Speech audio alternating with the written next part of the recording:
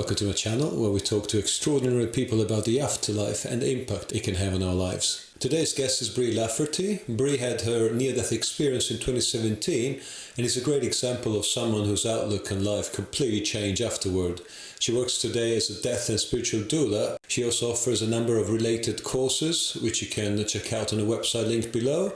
And I personally find the story truly remarkable. So grab yourself a cup of tea, sit back and enjoy the show. Yes, hi Brie. Thank you so much for being here with me today. The reason why I wanted to get a chance to speak to you is that you come across as a very good example of someone who's led a pretty standard life with some financial success, if I understand correctly. And then your NDE crossed your path, and of course your life has never been the same. You had a lifetime of a rare chronic illness that led you to your heart stopping in 2017. And please guide us through the events that led you to this experience, and of course tell us all about your NDE. Yeah, thank you so much for having me. So symptoms really started when I was 10, and they started off pretty minor. It was just a weird twitch here and there and muscle cramps. But that progressed and continued to progress. I was undiagnosed until I was 18. And then once I was diagnosed, they're like, we've tried everything we know about because it's so rare. There's not much research on it. So by the time I was 15, I just had this gut instinct. I knew I was going to die before I turned 28. So fast forward, and my illness keeps progressing, and I'm just trying to, live the best life possible. So I climbed the ranks in corporate America, and, just kept getting better and better jobs. And I really hid my illness as best as I could. But I bought and sold my house between age 19 and 24, 25-ish. And I was like, I'm going to take the proceeds and go die because I knew I was going to die.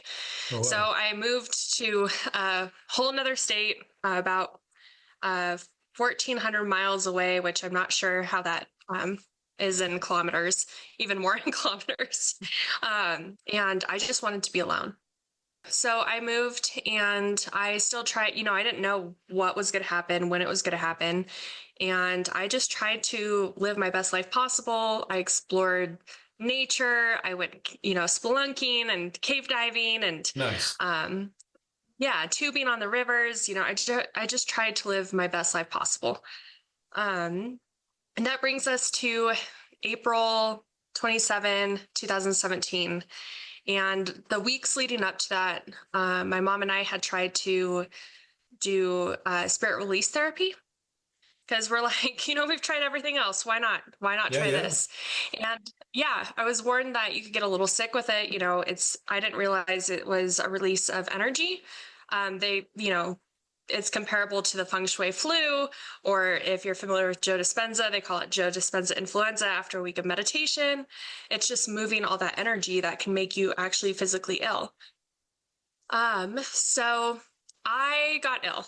Here I have this neurological disorder. So my body hurts. It's been hurting for 15 years. And I can't sleep. I'm a huge insomniac. I mean, zero sleep for 3-4 days on end, like not even a wink. Wow. And then I get this flu on top of it. It's a, spiritual flu, but it's very physical. And I am exhausted, absolutely exhausted. And my mom and I were in prayer for 3 days leading up to this night because she knew something was wrong. My family knew something was wrong. My ancestors came to my sister and they told her something was wrong. And so my parents booked a flight down to come see me. And at 2 a.m, Texas time, I hung up the phone with my mom because I was like, oh, you need to get some sleep. I told her I was going to get some sleep, but I knew that was a lie. I didn't know what was going to happen. And as soon as I hung up, I gave up. I gave up with everything. I surrendered completely. My body, my mind, my soul, my heart, absolutely everything's just like, I can't do this anymore. I was so exhausted on every level. I didn't know who God was. I didn't know if there was a higher power or not, but I reached out. I said, well, if there is, now's the time to show up. And in that instance, the creator showed up, and a huge wave of serenity came over me. There was no more pain, no more fear, no more anxiety. Just, it was silent. It was beautiful. It was serene. And then I heard a big booming voice, "Are you ready?" I didn't hesitate to ask what I was ready for, because something just answered my cry. Yeah, sure, whatever. And that's when I felt like it was 3 hard pounds on my chest and my heart stopped. And then I was completely disconnected from my body. I didn't know anything of this person called Bree. I didn't know of this place called Earth. I didn't know of this time. I didn't know of, any of my family. I was just gone. And I was in this beautiful black darkness. It was beautiful. It was full of energy, but it was like so full of energy that you couldn't see anything. The light had collapsed on itself. There I met the creator, the thing that came and answered my prayer, my cry. And then, even though I didn't know of Bree or Earth, my consciousness still knew something had changed. So it's like, am I dead? And then out of the darkness, 3 Buddhist monks, which is kind of funny because I hadn't studied Buddhism before this. 3 of them were floating in front of me, and with their beautiful red and yellow robes, they just gave me this grin, like, if you only knew. It's like, okay, that's curious. They floated back into the darkness. It would take me 5 years to realize that they were laughing because there's no such thing as death, and I could not be a thing that does not exist. From that place, I went into this beautiful, amazing tunnel.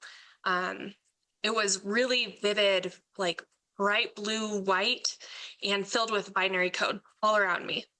And I'm going at it horizontally-ish, and I'm being downloaded with all this amazing information. And I feel like I'm going through warp speed, but there's no place, there's no time. So it's kind of weird to explain it that way, but it was very incredible. I then ended up in a white place. I mean, it was just like bright white everywhere. I'd call it a room, but there's no doors or windows or walls or anything. And I feel like there's a ascended master teacher behind me. I never saw who they were. And in front of me is this huge pile of black numbers. And I grab it and throw it up in the air like, oh, no wonder you love creating, because I realized the universe was created in math. And still cracks me up because I didn't think I was that much of a math nerd, but it was so exciting to know that the universe is all math. The next to final place in my experience was a place kind of reminiscent of Earth. I still don't remember Earth. I still don't remember myself. But, we had like utility poles and grocery stores and a lot of other beings there. And I saw other beings sliding down snow-covered trees, kind of like if you've seen Avatar, Tarzan, that, they just slide down the trees. And I was like, oh, that looks fun. I don't think I like snow. Instantly, it turns to lush green moss-covered trees, and I'm sliding down them, and I see other beings sliding next to me. It's like, oh, wait a minute. What if they like snow and they're experiencing the snow-covered trees while I'm experiencing moss-covered trees? We're experiencing these different realities, but simultaneously together, and it wasn't this huge conundrum. It was just like, oh, curious. There's another part where I tried to learn to fly, and I was terrible at it. I severed my arm on one of those utility poles, and I was like, what's going to happen? Because there's no pain, there's no fear. It's just like, curious. I saw it regrow with the same binary code I saw in my tunnel. So I spent the majority of my experience in this realm just hanging out with these other beings, and we communicated. It was even faster than telepathy, because you think telepathy, I have a thought, send it to you, you receive the thought, send it back, but it was so instantaneous. It was faster than telepathy. And then at the end of this part, I saw a barbed wire fence. And here in, our reality, you can see beyond barbed wire. But there I could not. It was all fuzzy. It was much like my background right now. I just couldn't see what was beyond there. And these beings started crossing through an opening. And I knew I wasn't allowed to go. I didn't know where they were going. I didn't know why I couldn't go. I just knew I couldn't. Then I ended up in the last place in my experience, which was a very dark room. It felt kind of enclosed. 7 magnificent beings behind me. Not as significant as the creator I met in the first place, more so than the master ascended teacher. And in front of me was this beautiful scroll, unrolled, golden script starting to be written on it. And my human ego decided to show back up. Said, ha, you're showing this to a human. And that's when it all went away. The script was erased, the scroll rolled up, and I was snapped back into my body. Wow. That's brilliant. You listed a number of elements that Raymond Moody mentions as the ones that normally occur in NDEs. Have you come across a life review as well? Because that seems to be a fairly common one as well. I did not have a life review. I did not see any relatives. So mine is very different from those aspects. But I've also heard that life reviews are actually very culturalized. Yes, true. So yeah, not all cultures experience life reviews. It's mostly modern civilizations that experience that, maybe because we're so ridden with guilt. Yeah, I think you're raising a very valid point. It seems that those NDEs are somehow customized according to someone's upbringing and cultural, context. So that makes perfect sense. And I love the fact that you have not used the word God at all. And I think I also like to think of him, her as the creator. And I'd love to know a little bit more about it because you're the first NDEer who has actually confronted themselves with this presence. So mine also differs because, it wasn't this blinding light. It was a light so bright it had collapsed in on itself. So I experienced this presence while in darkness, while in what some people call the void. I don't like to call it a void because it's not absent of anything. It's full of life, and it's the center of creation. And it was just kind of like this circling mass of energy that was just love, and it was home, and it was kind of like, a warm hug from a dad, honestly. So I do feel like it was masculine, but yet it wasn't male or female. It was just energy, and it was beautiful, and it was love, and it was embracing and not judgmental, and it was absolutely incredible. But people often don't realize that once you have such experience, it takes quite some time to readjust into the daily life, right? I think on average, it takes about 7 years, and you mentioned that it's taken you 5 years to catch the meaning of those Buddhist monks. So I'd love to know a little bit more about your process of integration. Yeah, the first 6 months was super hard. I thought I had died for 3 months and that I was gonna open my eyes and be buried underground and have to fight my way out. Like, it was right away was an emotional toll. And then the next day, the next week, walls freaked me out. Everything was so solid. And it was really hard. And then I came back with medical intuition, and I could hear people's thoughts. I could hear plants' thoughts, and it was so overwhelming. It was so overwhelming that I actually tried to go back there. I did not want to be here. So I took extreme measures and attempted to get back there, which ended me up in a 4-day coma. Unfortunately, with no NDE, just a slight out-of-body experience, but it was obviously like, no, you're supposed to stay. After that, I worked really hard at rehab and getting back to my physical, mental self, which took a while. I think that took around another year. Oh, wow. And then was like, I still don't know what to do with this. So I went back to my old life. I went back to working in corporate America. I just tried to do what I'd done the whole time, is just kind of fake it until you make it. Yeah, right. Um, then I had brain surgery 3 years ago today, and that was a huge shift in my life. I finally got out of survival emotionally, mentally, physically, spiritually, everything. So after that brain surgery, I got an amazing job offer, but my mom had a beautiful heart to heart with me saying, it's a few months after brain surgery. Why don't you just come home and heal? Yeah, makes sense. I don't want to. I don't want to. I can conquer the world, but I did. And both my parents gave me the space to explore what I'm really supposed to do here.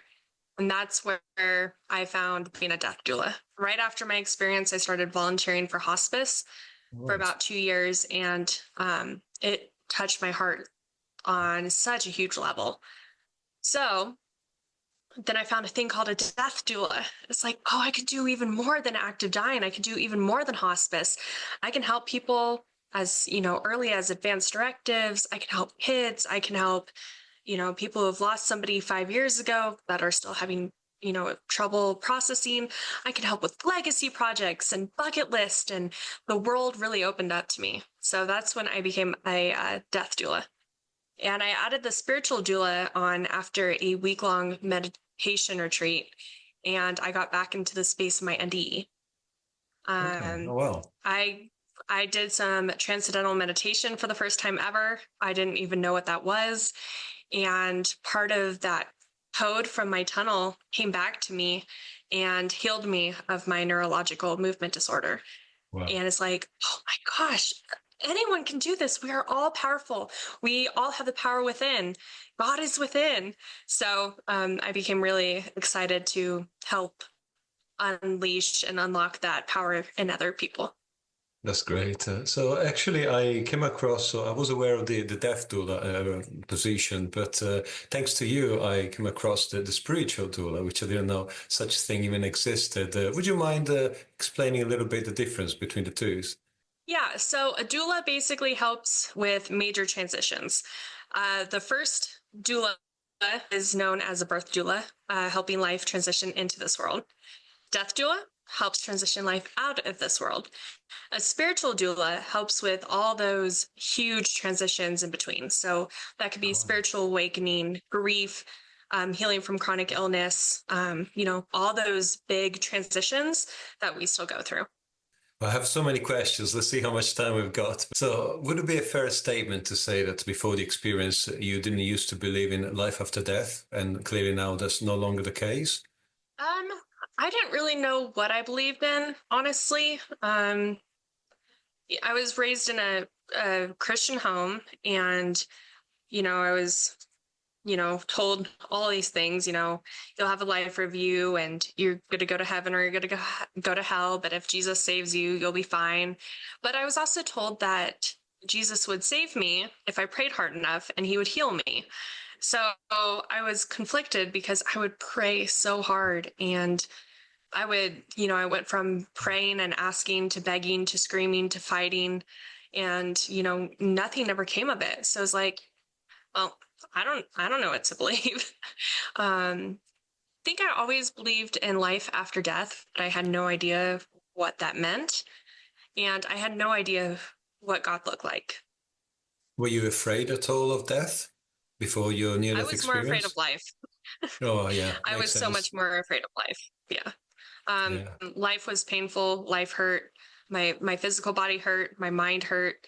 Um, I went through some abuse situations, and yeah, even the hell that we were taught about in the Bible seemed way less scary than the hell I was dealing with here on Earth.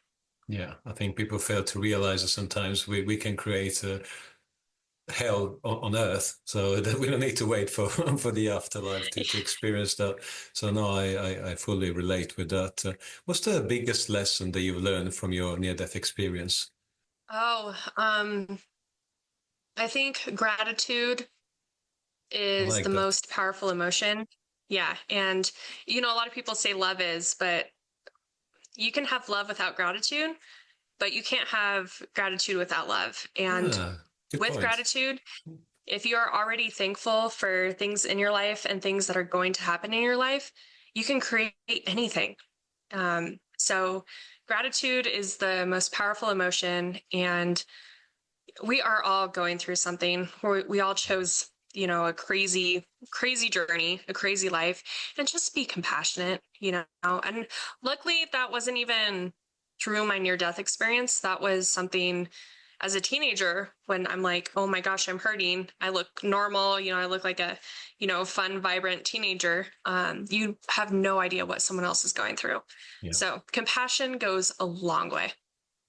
Especially in your line of work. I mean, you must have seen it Yeah. all by now. So, and Yeah. yeah, you're obviously taking on a lot of responsibility, but someone's got to do it because it's a bit of a shame that we're not really taught these things at school, right? We're not really Yeah. taught how to navigate all the challenges, the difficulties. So it's not easy. And of course, you've been blessed by a direct experience, obviously at a high cost. I know you went through a lot to get that glimpse of eternity. But do you feel there's anything that someone who has not had a near-death experience can do to start to come to terms with the notion of an afterlife? So after my experience and I found transcendental meditation, I mean, there are so many people who reach out to me, oh, I just wish that I had an NDE. It's like, that's actually a very harsh way of doing it. There are Yeah, so much easier ways. Like, why don't you just try to practice transcendental meditation? It might take you a while, but it's so much softer. a So, little safer, right? I Of course. it's safer, softer, all of it. So, I would just suggest trying transcendental meditation. And yeah, you're probably not going to get it if you've never meditated at all before. You're not going to get it on the first try, but practice is like training a dog. Sit, Of stay, course. mind, sit, stay, Yeah. and then you can disappear, and you can get into that same beautiful space that us NDEers have go through, but without the horror, you know, horrible side effects and Yes. tragedies that usually come with an NDE. Yeah, I think it's interesting because every ND who I've spoken with right now, up to now, they mention the same thing: meditation. Meditation. You went a step further, transcendental meditation. Obviously, there's many techniques, and maybe one works better for one person than Yeah, another. But it just goes to say that there's many ways to get to the same conclusion without having to destroy your body in some ways. exactly. Uh, So so it's so much easier and softer. Like everyone who tells me, I wish I had an NDE. No, just you have to do the You work. don't. Do the work Yeah, and you won't have the side effects. exactly. No, no, absolutely. So, based on your experience, what do you think is the reason for us to be here on Earth? um so based on my experience, I only felt love, joy, and curiosity. And I compare it to if you got a free trip to, I don't know, have you ever been to Antarctica? If you got a free trip to Antarctica, you don't have to worry about bills, family, nothing, everything's paid for. You just get to go. Yeah, it might be awful. It might be really cold. You might have horrific storms. You might get lost. You might get hungry. But wouldn't it be so exciting to go experience that?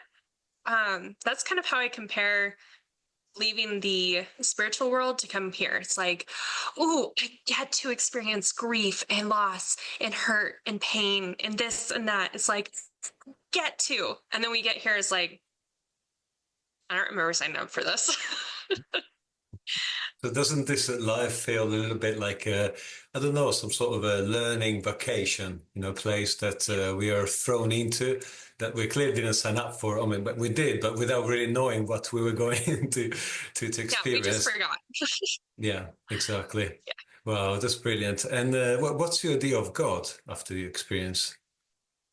Well, so, religions try to put God in a box, and, you have to reach out to find him.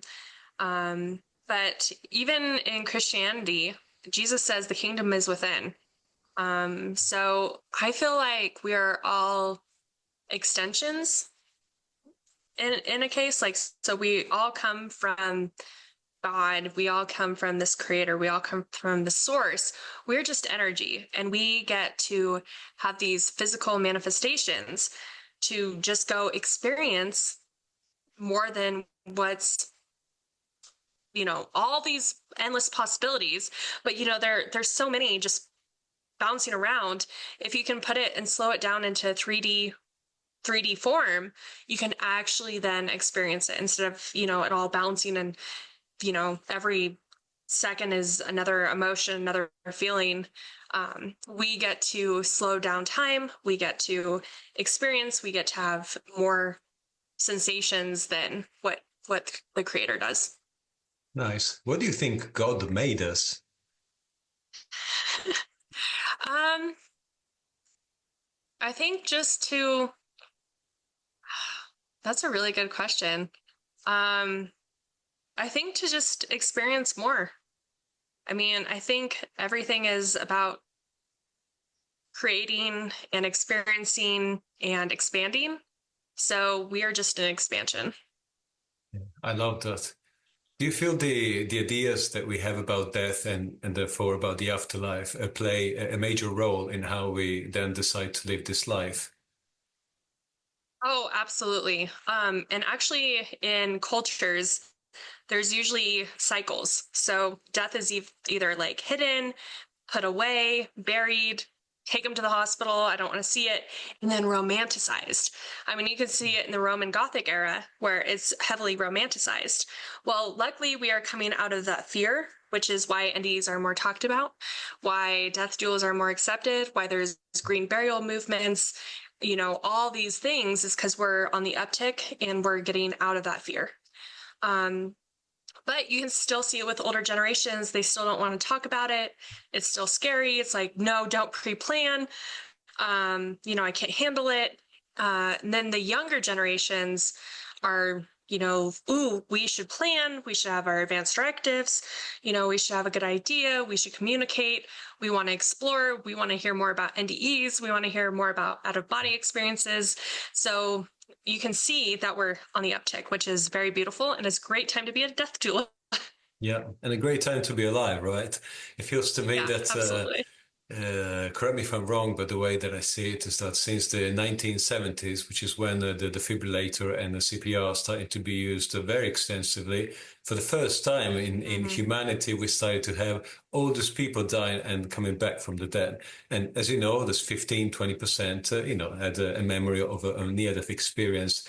It's taken a while for these people to come out, so to speak. But now that obviously we have a lot of people that are that have been studied. There's researchers and scientists that are finally accepting this spiritual worldview, so to speak. And it feels to me that society is heading in that direction.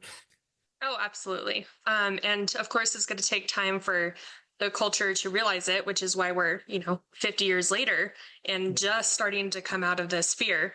But it's like, okay, there's things we don't understand. And then, kind of put it off, put it off, put it off. But then more people come out, come out about it. Raymond Moody coined the term near-death experience. Ions, I Precisely don't 50 years know when ago, they got, yeah, 50 years ago. I don't know when ions got started exactly, but I think it 81. was 50 years ago. Yeah, that's a few Um, years later. Yeah. yeah. I wonder if you feel that a society that can accept some of these findings, the fact that there is life after death, would not be capable of any event or activity that promotes in any way separation, like wars, racism, depression as well, which because you're separated from the whole. How do you feel about that?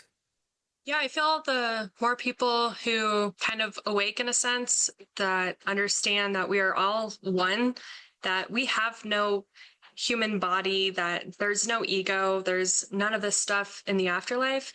the more people who understand that and experience that here are going to be way less inclined to have those wars, those racisms, all the things that separate us. However, there's a huge part of the population that just isn't ready for that. And we also come here to experience the separation. We come here to experience that division, unfortunately. So I wish I could say that the whole world will awaken and we will stop having these, divisive actions and these divisive feelings. But I think that's a huge reason why we're here, is to experience it. That's great, Brie. I usually like to finish these lovely conversations with the question: what's the meaning of life for you? Experience, and experience it all: love, pain, pride, shame. I mean, to just experience it all. We have that gift. It is something we should be grateful for, even though it's really hard. You said that the gift that most people don't seem to truly appreciate, but eventually we're all going to get there, right? That's great. Thank you so much, Brie. Yeah, thank you so much for having me. Hey guys, thanks for watching. If you enjoyed the video and want to support the channel, leave a like, subscribe and hit the bell notification button to be notified of the next episode. Until then, enjoy this dream we all call life and live the love you want to see in the world. Bye for now.